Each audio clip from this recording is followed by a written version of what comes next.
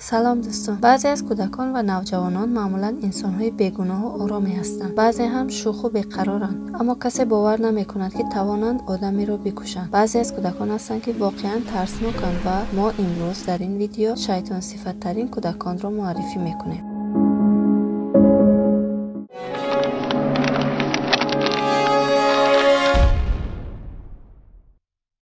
پیتر وودکوک. او از 17 سالگی به کودکان تجاوز کرده آنها را می‌کشته است. او در کودکی توسط مادر 17 ساله‌اش به یتیمخانه سپرده شده و یک خانواده دیگر او را به فرزندخانه قبول می‌کند. او توسط این خانواده ضرب و لج شده مورد آزار جنسی قرار می‌گیرد. با چنین شرایط به وایه رسیده در سن 17 سالگی به 2 پسر 9 ساله و 6 ساله و یک دختر 4 ساله تجاوز می‌کند. سپس آنها را می‌کشد. سپس توسط پلیس دستگیر شده است. او کارهای عجیب و وحشتناکی را با قربانیانش انجام می‌داده است و قربانیانش با شاخه درخت تجاوز کرده سپس آنها را کشته زیر خاک می‌کرده. روی قبر آنها تنگه و پریژین می‌گذاشته است. او بالاخره دستگیر شده به یک بیمارخانه روحی فرستاده شد. برندا ان اسپنسر. برندا در 16 سالگیش در سال 1979 یک تپانچه را به مکتب برده به 8 طلبه و پلیس تیراندازی کرده. دیرکتور مکتب و نگهبان آنجا را نیز می‌کشد. او را دستگیر کردند و وقتی سبب این کارش را پرسیدند گفته است که روزهای دوشنبه را بد می‌بیند و از درس خواندن در این روز حالش بد می‌شود. او گفته است که از این کارش لذت برده است چون که طلبه‌ها در گرد او مثل یک گله گوسفند بودند و انتخاب بین آنها کاری آسانی بود. او قبل از این کار با پدر مایزاده‌اش در فقر و تنگدستی زندگی می‌کرد و پس از دستگیر شدن بیماری روحی به حساب آمده تا حال در زندان است. شماره 8 ادموند کمپر.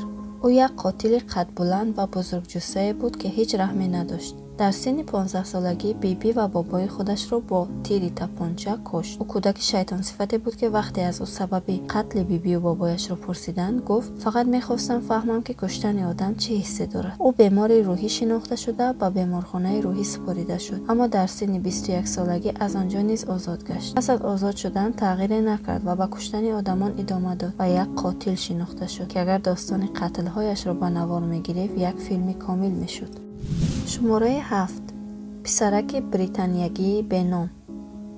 یک روز یک پسرک 13 ساله کار در دست و آغشته به خون به اداره پلیس رفته و پلیس میگوید که برادر کوچکش را کشته است. پلیس به خانه آنها رفته میبیند که مادر پسر روی تخت خوابیده هنوز از واقعه خبر ندارد. سپس به اتاج دوم برآمده میبینند که نوزاد 6 ماهه در درون گهواره غرق در خون کشته شده است. در تن این نوزاد بیچاره جای 17 کار دیده می شود و یکی از دستانش شکسته شده است. وقتی از این پسر پرسیدند که چرا این کار را کردی گفته است که من میخواهم با مادرم باشم. پس از تحقیقات معلوم گشت که مادر به او توجه نمی‌کرده است و توسط پدرش که بیماری روحی داشته است مورد آزار و اذیت جنسی قرار می‌گرفته است. پس او نیز بیماری روحی دانسته شده و بیمارخانه روحی فرستاده شد.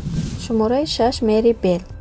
بیل در سال 1968 دو کودک 6 ساله و 4 ساله را کشت.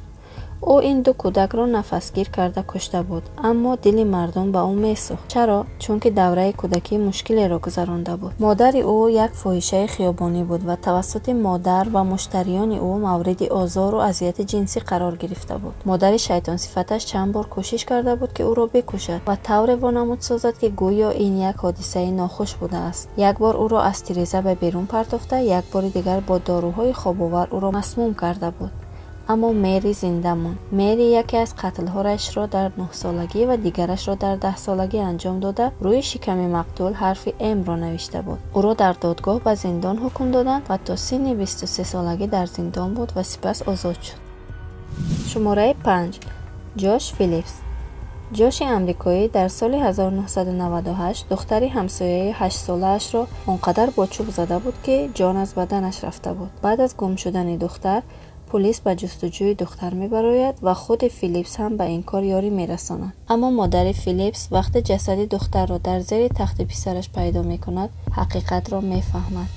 دخترک تا حد مرگ با چوب بیسبال لت خورده چند بار با کارد زخمی شده بود. فیلیپس وقتی در مکتب بود دستگیر شد و به قتل خود اعتراف کرد و به حبس 1 عمره محکوم شد.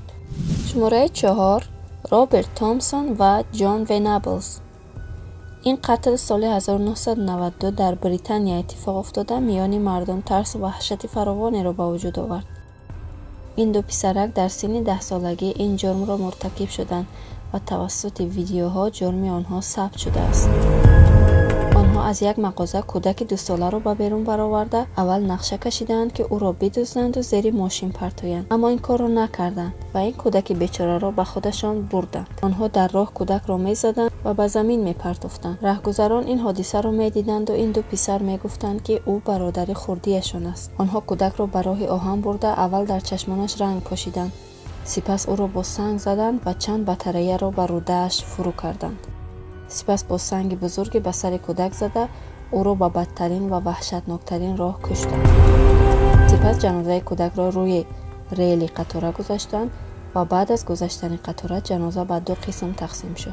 آنها دستگیر شدند و در یک جای پنهان زندانی شدند چون که مردم نسبت کارشان خشمگین شده بودند. سپس سال 2001 آزاد شدند. ونبل دوباره به خاطر جرم دیگر دستگیر شد و تا حال در زندان است و رابرت که نقشه اصلی قتل از او بود گویا آدم خوب شده است و حالا به کارهای خوب مشغول است. شماره 3 اریک سمیت. این پسرک 13 ساله در سال 1993 در نیویورک با دوچرخه از مکتب به خانه می آمده است که در راه پسرک 4 ساله ای را می بیند. از او می خواهد که همراهش به یک پارک پر از درخت رود. او کودک را به یک جای بی آدم برده او را نفسگیر می کند. سپس با یک شاخه درخت به او تجاوز کرده با سنگ بزرگ چندین بار به سرش می زند و او را می کشد. این داستان امریکا را در حیرت گذاشت. او یک بیمار روحی شناخته شد و هنوز در زندان است. شماره 2 امرجیت سادا.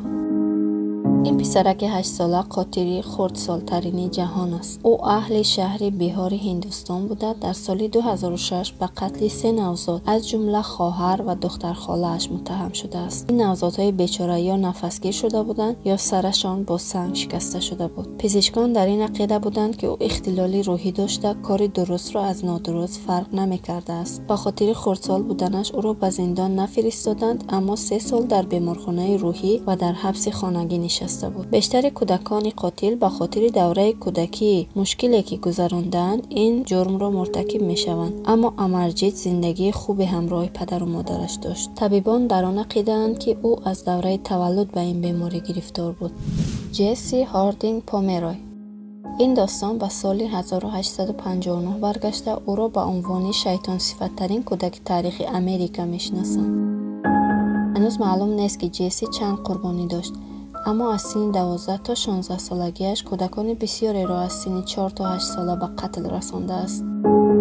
او برای قتل از کارد، چوب، سوزن و رسمان استفاده میکرد. در 1 سال کمش 2 کودک را کشته به 7 نفر دیگر حمله میکرد. او یک سادیسم واقعی بود و یک کودک را به درخت بسته آنقدر با رسمان زده بود که کودک از هوش رفت. در بدن قربانی های دیگرش سوزن زده روی صورتشان با کارد رسامی میکرده است. چیزی که بین جسی و دیگر کودکان قاتل فرق گذاشته است و باعث شده است که در این ویدیو نام او را در جای یکم قید کنیم این بود که او از کارهایش لذت میبرد. وقتی کودکان را با کارد میکشت از خرسندی قهقه زده میخندید. او را به حبس 1 عمره محکوم کردند. در طول سالهای زندانش بیش از 8000 کتاب خواند و چندین زبان دنیا را از خود کرد و در نهایت در همان زندان مرگ به سراغش آمد.